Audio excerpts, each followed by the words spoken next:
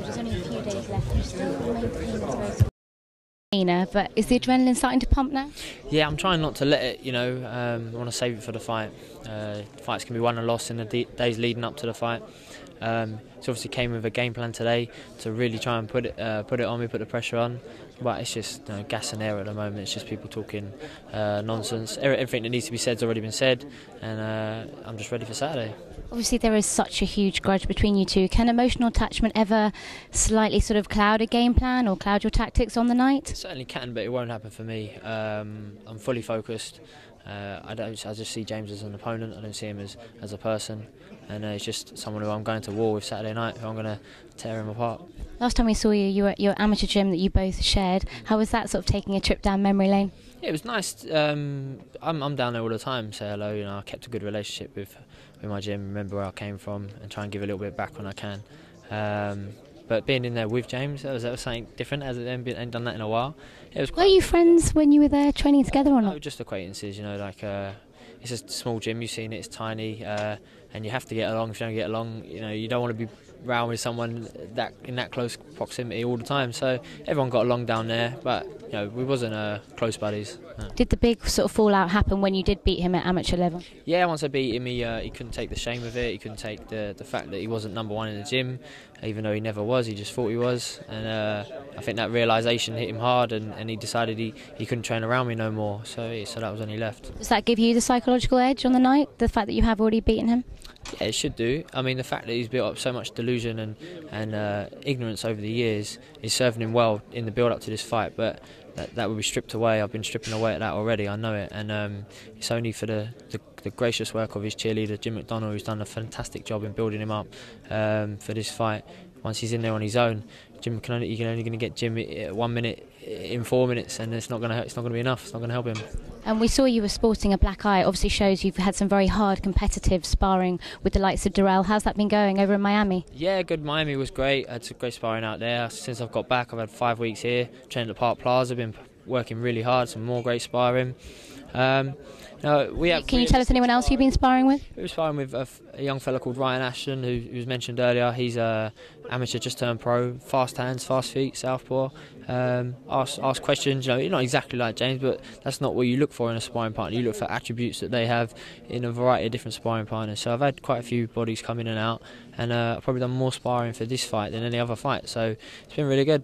Really good. People have obviously been saying, because you do bruise easily, that your defence is your weakness. Is that something you have been working on in training? I don't necessarily bruise easy. I think if you look at actual fights, I bruise less than James. If you're going to spar with a full face head guard, I've got one. You don't get marked.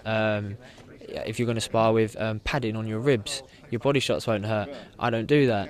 My sparring partners have got 10 or 12 ounce gloves on. I've got a head guard that keeps my face exposed, so any shots that do land will mark. And if you're doing 30, 40 rounds a week, you have to be pretty good not to get 1 or 2 slip through. So the odd time I get hit, but it just means my skin's going to get tougher. And then Saturday night I'll be in good shape for the fight. As you know, he's been sparring with Nathan Cleverly. Do you take it as a compliment that he's been sparring such a high calibre of opponent in preparation to face you?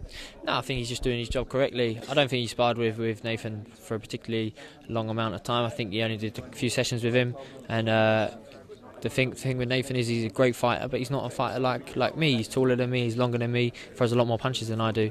So if they think that's what I'm going to do Saturday night, they're in for a shock. I'm going to come out and take it to him, but who says I'm going to throw loads and loads of shots? He's come out and said that you don't have a boxing brain, and if you do come out and fight him, he'll finish you off in 4 rounds. What's your thoughts on that? Yeah, it's hard to keep up with him because his brain is too clever, but Since I've been boxing, one of my major attributes is that I do have a boxing brain, that I know how to suss people out, and I have a variety of tricks in my bag to break people down. I'm not a one-trick pony, and like James is, so I'll be more than confident that I'll find the right solution Saturday night. He is the favourite, which makes you the underdog. Does that help you a little bit, not having as much pressure on you, or not? It's something I'm familiar with. The first time we boxed, everyone was writing me off. People were saying that I was going to get knocked out and nonsense like that, and I showed them all wrong by proving that I was the man. I beat him. So it's going to be the same Saturday night. He's obviously got quite a divided opinion on him. Some people love him, some people dislike him. Do you think you're going to get the majority of the London support the O2? You're both London boys, you know. The feedback I've got so far, I'm 99% confident 99% of the people in there will be on my side rather than James's. Is that very important to you mentally, or when you get in the ring, do you just switch off and not take that?